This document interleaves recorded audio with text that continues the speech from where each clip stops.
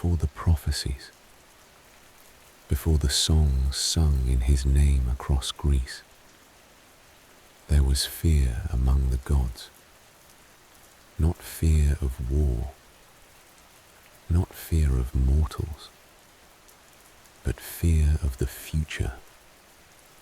Zeus ruled Olympus after defeating the Titans. The heavens belong to him now, yet power among the gods never created peace, only tension hidden behind ceremony.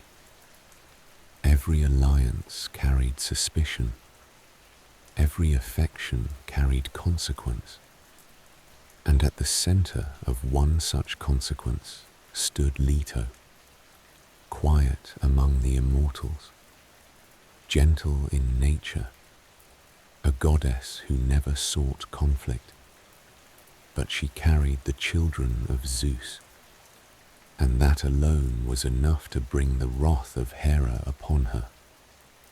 Hera's anger was cold and patient.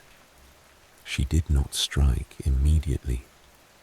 Instead, she cursed the world against Leto. No land beneath the sun was allowed to shelter her while she gave birth. Every kingdom feared Hera too much to help. Every shore turned her away. And so Leto wandered the world alone, across forests, across mountains, across empty coastlines. The farther she traveled, the more isolated she became. The gods watched from Olympus. Some pitied her, others remained silent, because among immortals, silence was often safer than compassion. As time passed, the burden of childbirth became unbearable. Yet Hera went even further. She prevented Eileithyia, goddess of childbirth, from reaching Leto. Without her presence, the labor could not begin properly. Pain stretched endlessly. Hours became torment. Torment became exhaustion. Still, Leto continued searching for refuge. Eventually, she reached a lonely island drifting upon the sea, a barren place untouched by glory. Its name was Delos. Unlike the great kingdoms of the world, it possessed no pride, and perhaps because it had little to lose, it accepted Leto when no one else would. There upon Delos, the labor finally began. The sea became still. The wind faded. Even the sky seemed to pause. First came Artemis, child of the moon and wilderness. Then came her twin brother, Apollo. The moment he entered the world, something changed. Light spread across the island. The sea reflected gold beneath the sky. Warmth filled the air. Even the gods felt the arrival of a new power. Apollo did not remain weak for long. Like many divine beings, he grew quickly. Awareness already existed behind his eyes. His presence carried unnatural calm. Music itself seemed to gather around him. The island of Delos became sacred simply because he had been born there. Soon the gods arrived to witness the child. Some brought gifts, others offered admiration, but beneath their wonder lingered uncertainty, because power, this radiant, always creates shadow somewhere else. Apollo accepted a golden lyre as though it had always belonged in his hands, and when he touched its strings for the first time, the sound carried across sea and sky alike. Not merely music, something deeper, something prophetic. The world itself seemed to listen, but beneath the beauty another truth already existed. Apollo had been born into conflict. His mother had suffered because of him. His existence had already created fear among the immortals, and fear among the gods never truly disappears. It waits. The child of light stood at the beginning of his story, unaware that his future would become filled with tragedy, with love that ended in loss, with prophecy that became burden, and with beauty powerful enough to destroy as easily as it inspired. Far beyond Delos, the world continued in silence, but everything had already begun to change, because Apollo now existed, and his light would one day reach every corner of the ancient world. Apollo did not remain a child for long. Like many of the gods, his power unfolded quickly. The radiance surrounding him became impossible to ignore. Where he walked, the air itself seemed clearer.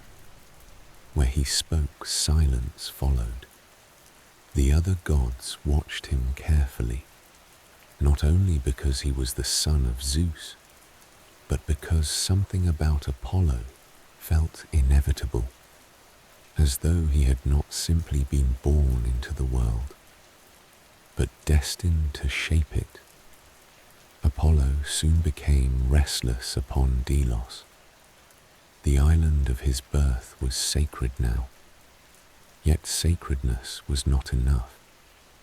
He desired purpose, a place that belonged to him alone, a center from which his power could spread across the world of mortals and gods alike. So Apollo departed from Delos and journeyed across Greece. He traveled through mountains covered in mist, across forests untouched by cities, past rivers worshipped as ancient spirits. Everywhere he went, mortals stopped to watch him. Some saw beauty, others saw danger, most saw both. Eventually, Apollo arrived at a place older than kingdoms, a place hidden among the slopes of Mount Parnassus, Delphi. Even before Apollo claimed it, the land carried strange power. The air there felt heavy with unseen knowledge. The stones themselves seemed to remember forgotten things. And deep within that sacred place lived an ancient creature, Python, a monstrous serpent born from the earliest ages of the world, older than Olympus, older than many of the gods themselves. Python guarded Delphi as its eternal protector. The creature belonged to a time before order, before the Olympians ruled the heavens. And Apollo understood immediately that Delphi could never belong to him while the serpent remained alive. The meeting between them did not feel accidental. It felt like the collision of two eras, the old world facing the new. Python emerged from the shadows of the mountain, vast and terrible. Its body moved like living darkness across the stone. Its eyes carried something ancient and hostile. The forests around Delphi became silent. Even nature seemed unwilling to interfere. Apollo stood before the serpent without fear. Golden light surrounded him. Bow in hand, the young god of prophecy and music facing a creature born from primordial chaos. Then the battle began. Python struck with enormous force. Its movements shook the earth beneath Delphi. stone cracked, trees splintered, but Apollo moved with unnatural precision, each step graceful, each movement controlled. The serpent represented the ancient world, wild and untamed. Apollo represented something new, order, light, civilization. Again and again, Apollo's arrows struck the creature, golden shafts piercing ancient scales. The battle echoed across the mountains until at last Python collapsed upon the sacred ground of Delphi. Silence followed, heavy and absolute. The old guardian was dead, and with its death, Delphi changed forever. Apollo claimed the sanctuary as his own. Temples would one day rise there. Priests and pilgrims would travel from across the world seeking answers from the god who now ruled the sacred mountain. For Apollo had become more than a radiant son of Zeus. He had become the god of prophecy. At Delphi, a priestess known as the Pythia would speak in his name. Kings would seek her guidance before war. Empires would shape decisions around her words. Mortals would travel impossible distances, hoping to glimpse the future through Apollo's power. Yet prophecy was never simple. The future rarely arrives clearly, and Apollo himself would learn that knowledge often becomes burden rather than blessing. Still, the young god stood victorious at Delphi. The mountains belonged to him now.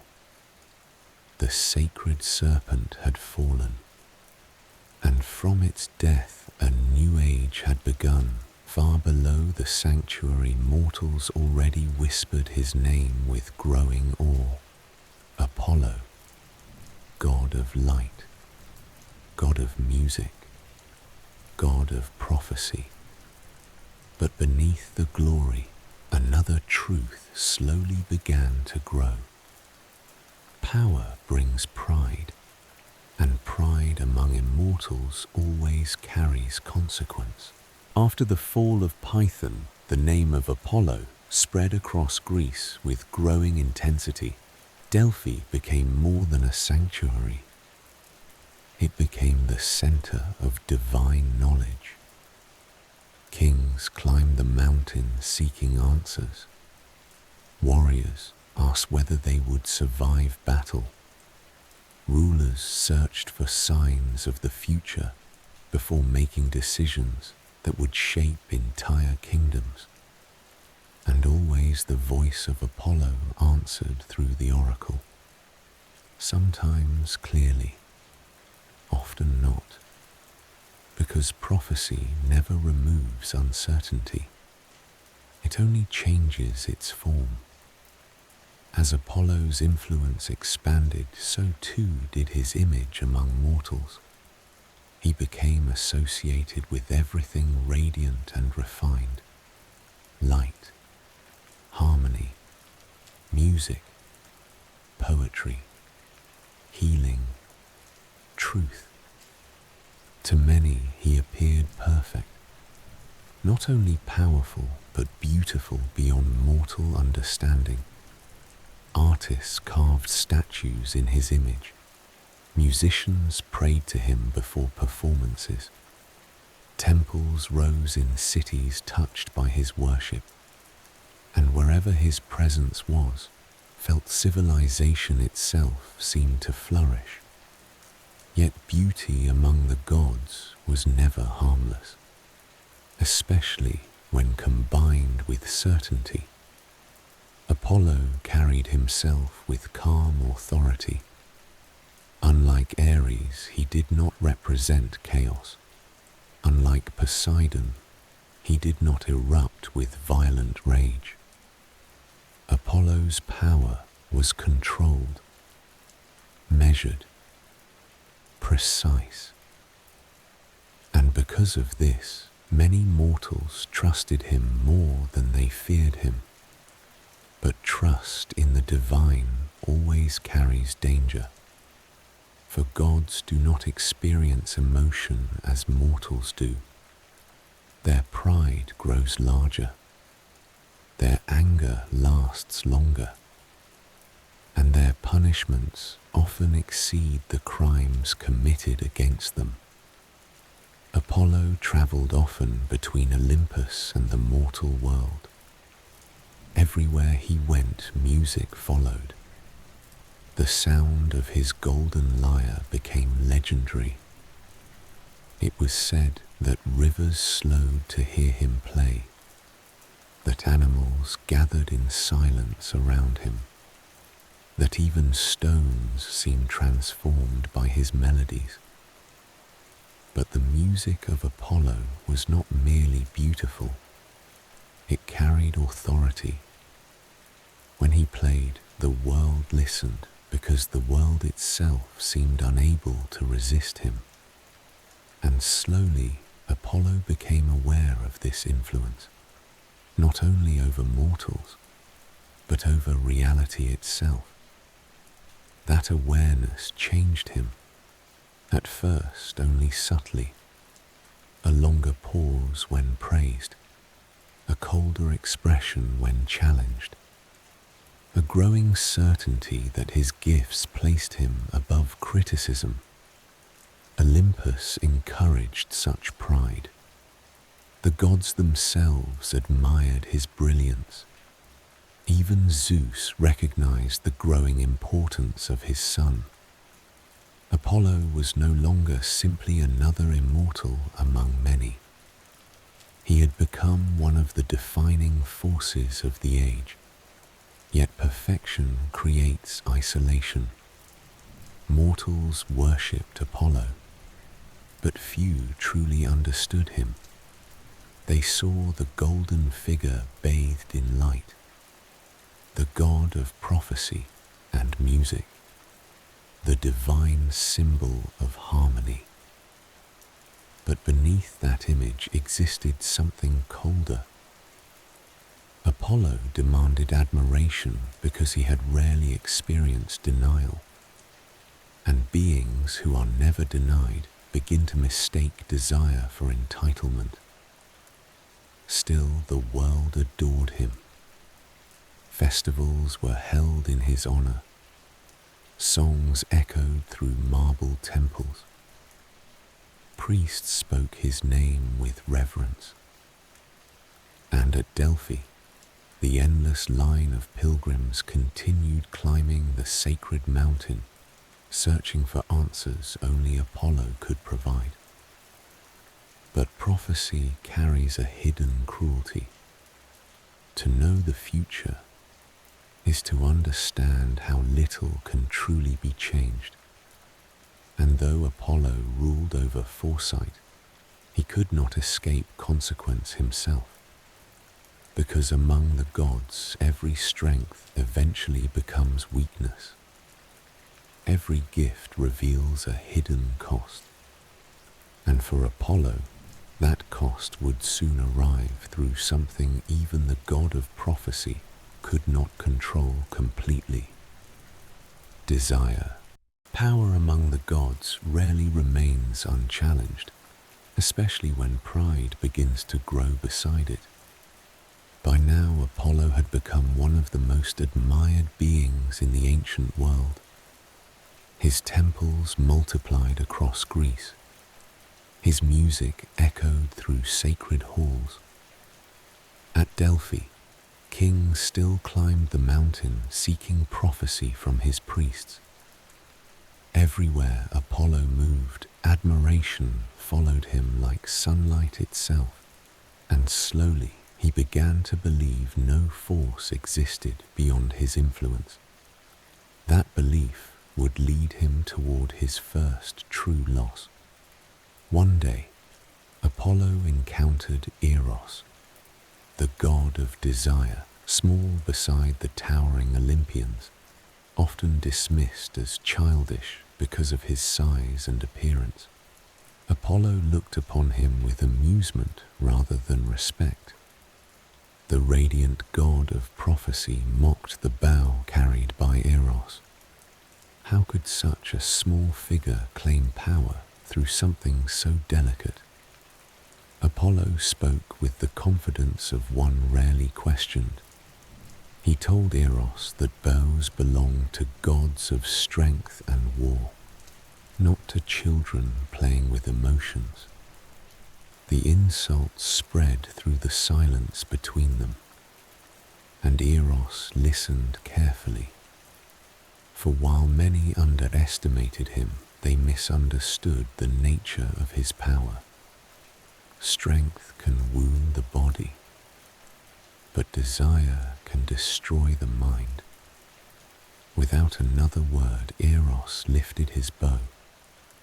From his quiver he drew 2 arrows, one tipped with gold, the other with dull lead.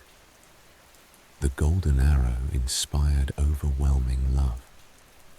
The lead arrow created rejection and coldness. First Eros struck Apollo. The golden arrow pierced the god of light directly. Desire flooded through him instantly. Not gentle affection, not admiration, obsession. Then Eros turned toward a mortal nymph wandering nearby. Daphne, daughter of the river god Peneus, a spirit of forests and wild places. She cared little for romance or admiration. The freedom of nature mattered more to her than companionship. Eros released the second arrow. The lead point struck Daphne, and immediately her heart closed itself against love. Apollo saw her moments later beneath the trees. Sunlight moved across the forest around her. The wind carried through her hair like flowing water, and the desire placed inside Apollo by Eros awakened completely. He approached her not as a god seeking conquest, but as someone overwhelmed by longing he did not understand.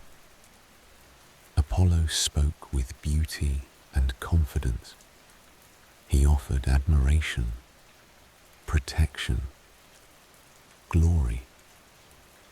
But Daphne felt only fear, because love forced upon someone becomes something else entirely. She fled into the forest.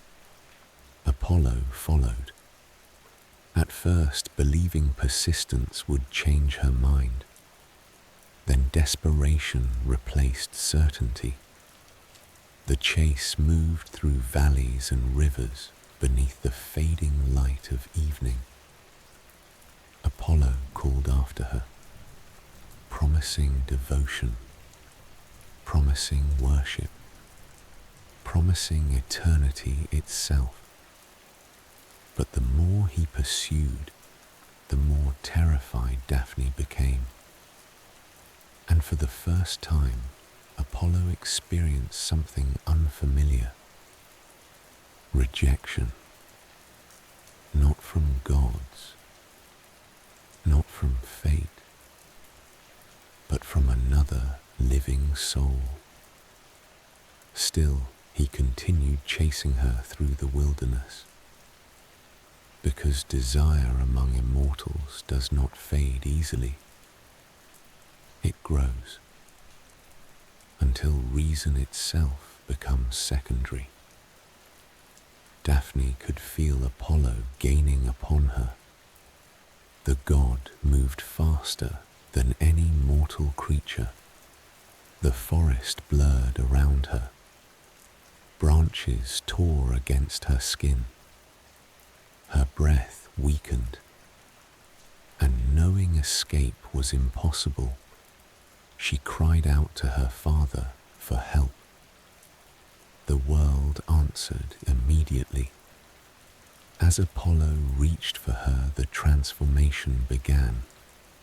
Her body stiffened, her feet rooted into the earth, her skin became bark, her arms stretched outward into branches. Leaves erupted where fingers had once trembled in fear. Within moments, Daphne was gone. In her place stood a laurel tree, swaying softly in the wind. Silence filled the forest. Apollo stood motionless before it.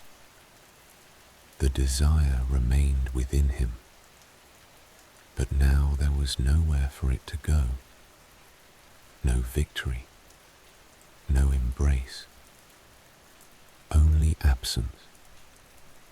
For the first time, the god of light understood that beauty could not guarantee love. Power could not command affection, and admiration could not erase fear. Apollo touched the bark gently.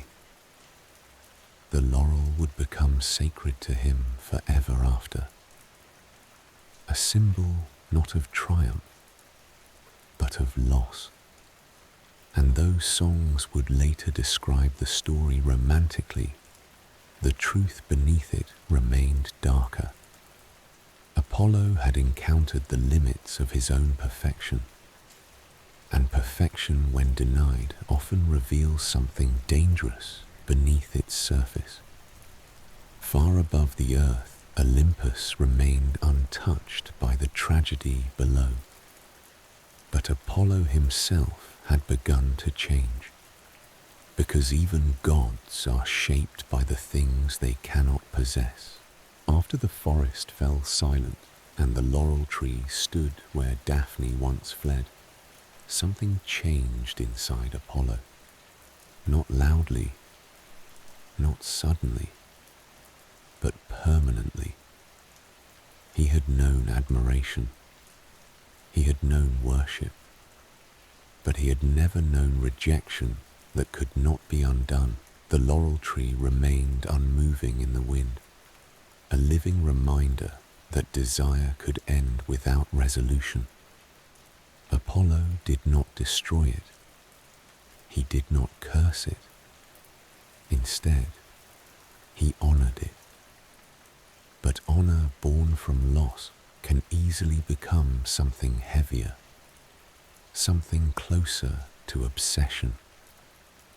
From that moment forward, Apollo began to associate the laurel with victory, with endurance, with permanence. What he could not possess became what he would forever claim as symbol. And slowly that mindset shaped him in ways even Olympus would notice. In time, Apollo's reputation as god of music and prophecy continued to grow. Mortals praised his harmony, his precision, his divine control over sound and truth. But beneath that admiration, a quiet arrogance began to form. Apollo no longer saw his gifts as simply divine qualities. He saw them as proof of superiority. This belief eventually led him toward another figure, a satyr named Marsyas. Marsyas had once discovered a flute discarded by the goddess Athena. When he played it, his music carried unexpected beauty, so powerful that mortals and spirits alike gathered to listen. Marsyas grew proud of his talent, and eventually he challenged Apollo himself, a contest between flute and lyre, between mortal craft and divine harmony. The challenge spread quickly through the world of gods and men, Apollo accepted without hesitation. The contest was judged by the Muses, divine witnesses of art and beauty. Marsyas played first. His music was wild, emotional, raw. It spoke of forests and rivers, of freedom unshaped by order. Some among the listeners were moved deeply, but Apollo's music was different. When he played the lyre, the world seemed to align itself around sound. Order emerged from vibration itself. Harmony replaced chaos. Even time felt briefly suspended. The judges declared Apollo the winner. Marsyas had lost. At that moment the story could have ended. But pride does not end contests gently. It demands consequence. Apollo's reaction did not come from necessity. It came from wounded dignity, from the echo of rejection still buried beneath memory. Marsyas had challenged a god, and in doing so, had crossed a boundary that could not be ignored. Apollo ordered punishment. Marsyas was bound, and the satyr, who had once filled forests with music, was flayed alive. The act was not described in beauty. It was not celebrated among mortals, but it became a warning carried across generations. That divine pride does not tolerate challenge. Afterward, silence returned once more to Apollo's domain, but it was not the same silence that had followed Daphne. This silence carried weight, the kind that lingers after irreversible actions. Even among the gods, there are moments that cannot be softened by time. Olympus watched without intervening, because power among immortals is rarely corrected, only remembered. Apollo continued to be worshipped. His music continued to inspire. His prophecies continued to guide kings and cities. But something had shifted beneath the surface of his divinity. He was no longer only a god of light and harmony. He had become a god who understood consequence, not as abstraction, but as action. And that understanding would shape everything that came after. Because once a god learns that beauty can punish, and that pride can destroy, the world around him begins to carry a different kind of weight, one that even light cannot fully remove. After the contest with Marsyas, something quieter began to follow Apollo. Not punishment, not consequence, but reflection. The god of light and prophecy had shown the world what pride could do when it was wounded, and yet even he could not escape the very force he governed. Desire. It began in a temple where mortals came to seek prophecy. Among them was a mortal princess, Cassandra. Unlike others who approached Apollo with fear or reverence, Cassandra carried something different, a quiet independence, a distance that could not be easily crossed. Apollo noticed her immediately, not because she worshipped him, but because she did not. To a god like Apollo, that absence of devotion felt unfamiliar, and therefore compelling. He approached her not with force, but with offering. He promised her a gift, the power to see the future. True prophecy, not fragments, not symbols, but clarity itself.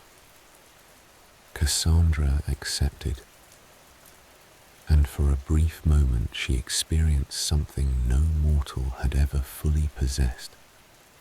She saw time unfold like a river. She saw cities fall before they burned. She saw kings die before they ruled. She saw war long before it arrived.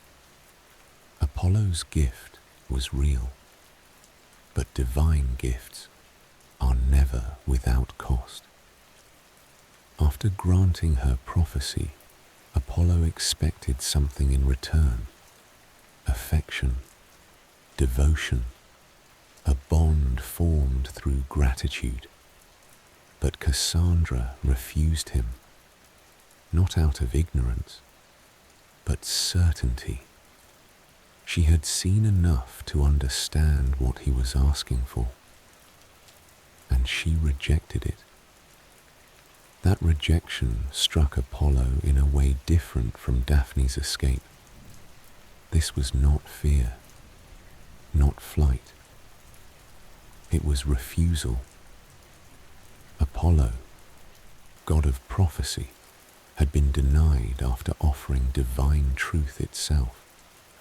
And so he acted again, not with violence, but with something more subtle. He altered the gift. Cassandra would still see the future, every detail, every outcome, every inevitable collapse. But now there was a second layer. No one would ever believe her. Her voice would carry truth, but the world would hear only madness. At first, Cassandra tried to warn others. She spoke of destruction, of war, of betrayal, of cities that would fall. But every word she spoke was dismissed. Her clarity became isolation. Her knowledge became suffering. She was surrounded by truth that no one accepted, and the burden grew heavier with every vision. Apollo did not watch her punishment with satisfaction, nor regret, but understanding, because he knew better than anyone that prophecy does not guarantee control. It only guarantees awareness, and awareness without influence becomes a form of imprisonment. Cassandra lived with certainty no one else could share. She saw events unfold long before they happened, yet she remained powerless to prevent them, even her own fate, because among mortals and gods alike, there are limits to what foresight can change. Apollo returned to Delphi and continued speaking through the oracle. Kings still came. Wars were still decided. Civilizations still bent toward the words spoken in his name. But somewhere in the distance, Cassandra's silence remained, a reminder that truth without acceptance becomes indistinguishable from loss. And Apollo, god of prophecy, now carried another understanding within him, that knowing the future does not free you from it. It only ensures you experience it twice, once in vision and once in reality. As centuries passed, the influence of Apollo spread far beyond Delphi. His name was no longer only tied to prophecy, it was tied to fate itself. Kings did not ask whether Apollo existed. They asked what he had already decided. And in time, Even war began to carry his shadow. In the mortal world, tensions between kingdoms escalated into something far greater than border disputes or political ambition. They became inevitable conflict, the beginning of what would be remembered as the Trojan War, a war not simply of armies, but of gods.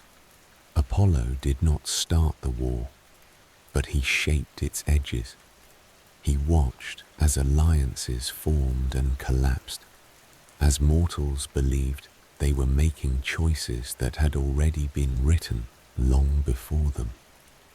Among the gods, sides were chosen. Some favored Greece, others favored Troy. Apollo turned toward Troy, not out of simple loyalty, but because prophecy always pulls gods toward outcomes they already see forming. He acted through signs, through plague, through silence that fell upon Greek camps like a warning. Arrows unseen began to strike the Greek forces. Disease spread through their ranks. Livestock died without explanation. Morale decayed under an invisible pressure. The Greeks did not immediately understand the source, but the pattern became undeniable.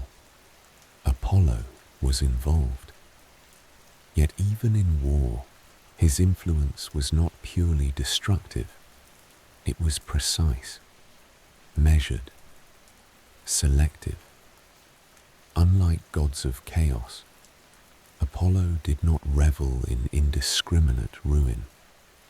He shaped outcomes. He guided collapse towards specific points, as if war itself was another form of prophecy being fulfilled in motion. Within Troy, Apollo's presence was felt differently, not as punishment, but as protection. The city stood beneath his partial favor. Its walls did not fall easily. Its defenders fought with an unusual sense of certainty, as if something beyond mortal courage supported them. Yet Apollo's role in war was never absolute. Even gods cannot fully control conflict once it begins. Grows beyond intention. It becomes its own living force. And soon even Apollo's influence could not contain everything unfolding beneath it. Heroes rose on both sides, mortals whose names would outlive their lifetimes, each carrying their own destiny, each believing themselves central to the outcome. But Apollo saw something deeper. He saw the structure beneath the violence. He saw the inevitability forming inside every decision, every duel, every betrayal, every death.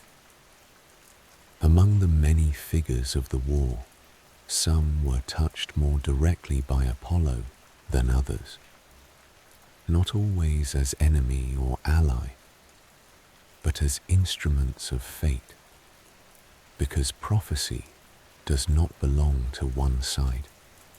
It belongs to outcome, and outcome does not care for loyalty. As the war stretched on, destruction became constant. Fields burned, cities trembled, rivers ran darker with time, and even the gods began to feel the weight of prolonged conflict.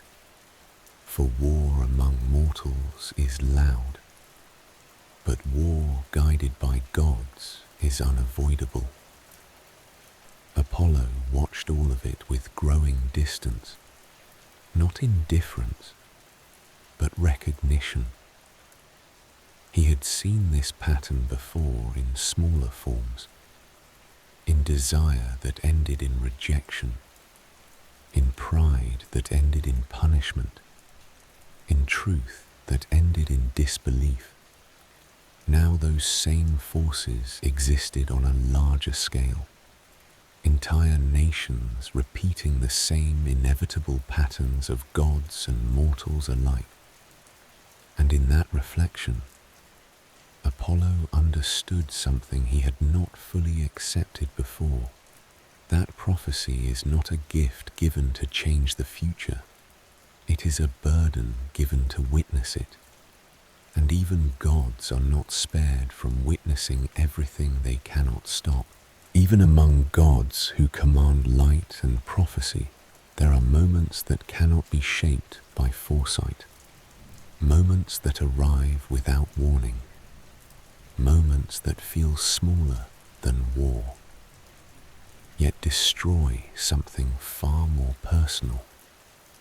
For Apollo, such a moment came not on a battlefield, not in the halls of Olympus, but in the quiet space between friendship and fate.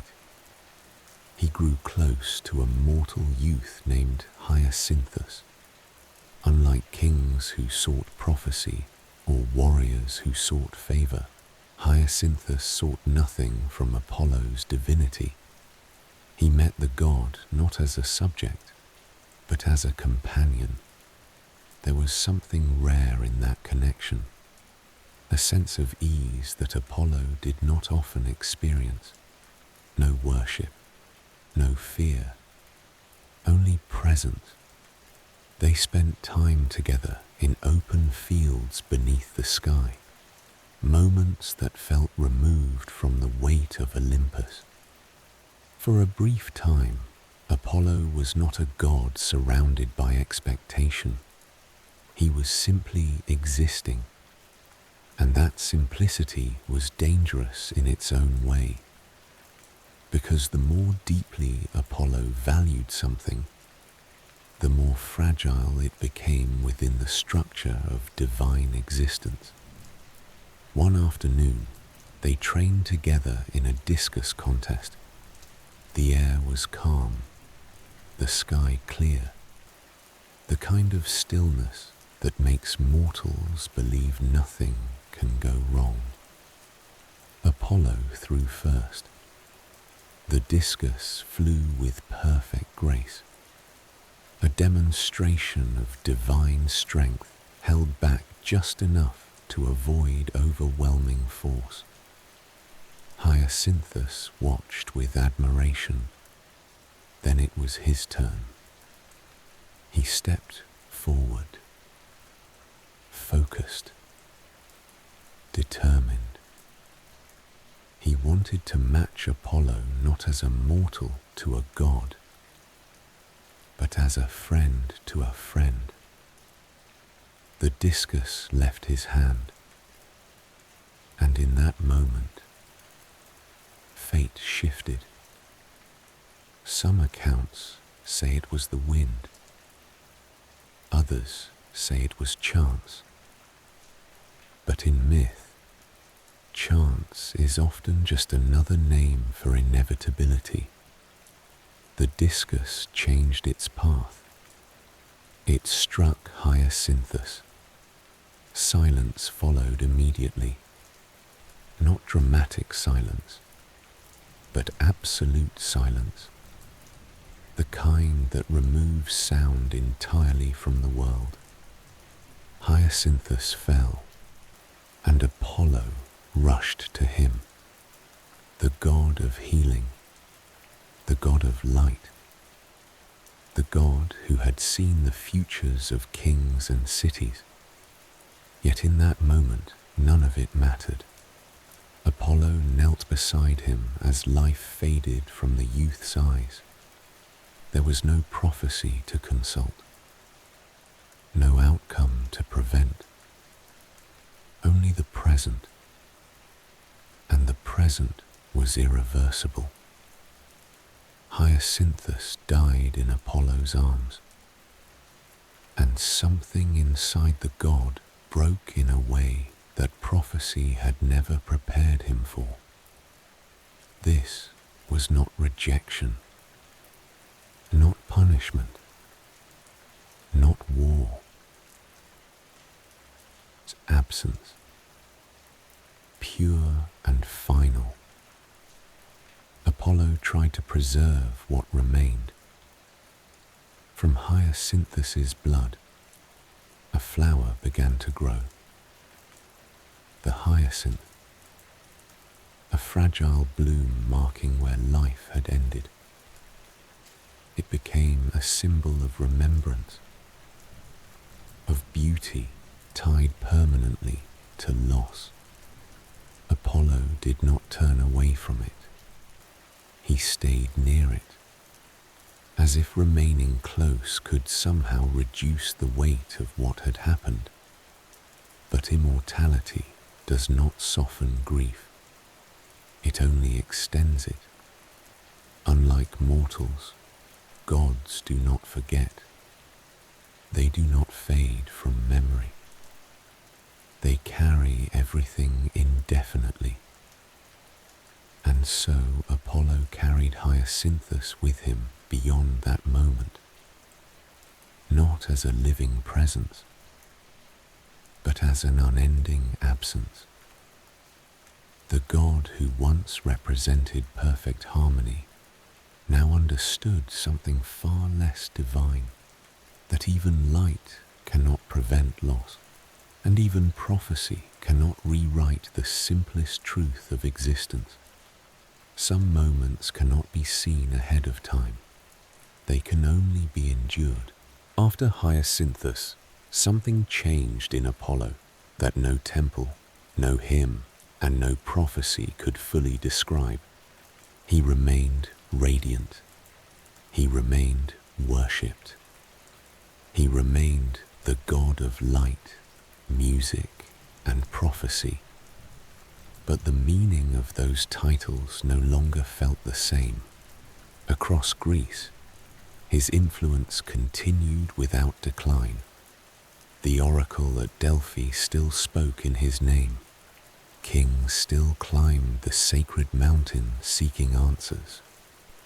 Wars still bent themselves around the patterns of fate he revealed. Mortals still carved his image into stone, still offered prayers beneath his temples, still believed his presence guided the structure of the world itself.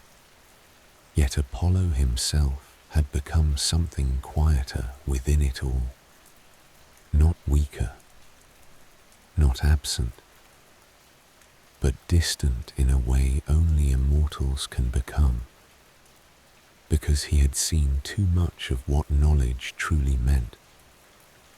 He had seen desire become rejection.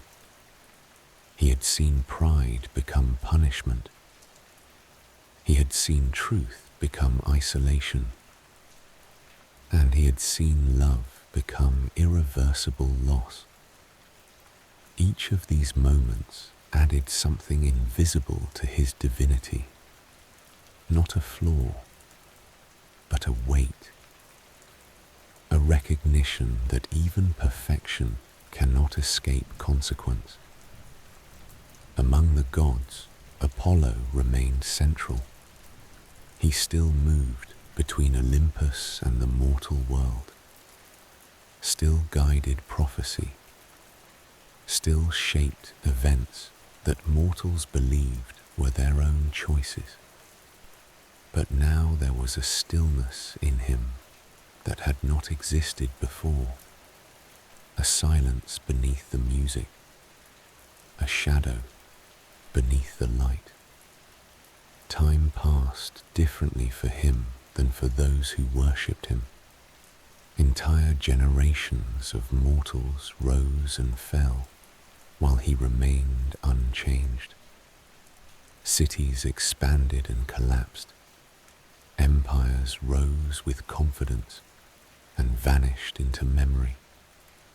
And through all of it, Apollo continued to exist, unmoved, unaging, unending, but not untouched, because immortality does not protect a being from experience. It only ensures that experience never ends. And so Apollo carried every memory forward. Delos, Delphi, Daphne, Marcius, Cassandra, the Trojan War, Hyacinthus, all of it remained within him, not as separate events, but as a single continuous understanding of existence, that everything beautiful is temporary, and everything powerful is fragile in ways power cannot prevent. In the end, Apollo did not become less divine. He became more aware, and awareness among gods is its own kind of solitude. To mortals he remained a symbol of light. To kings he remained a source of prophecy. To artists he remained the origin of harmony. But in truth he had become something else as well. A witness to eternity.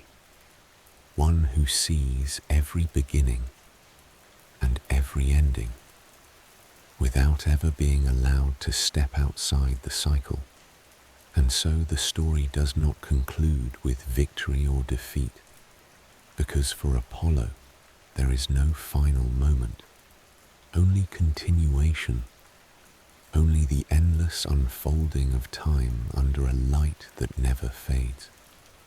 A god who gave meaning to prophecy and paid for it by knowing too much of what it would reveal.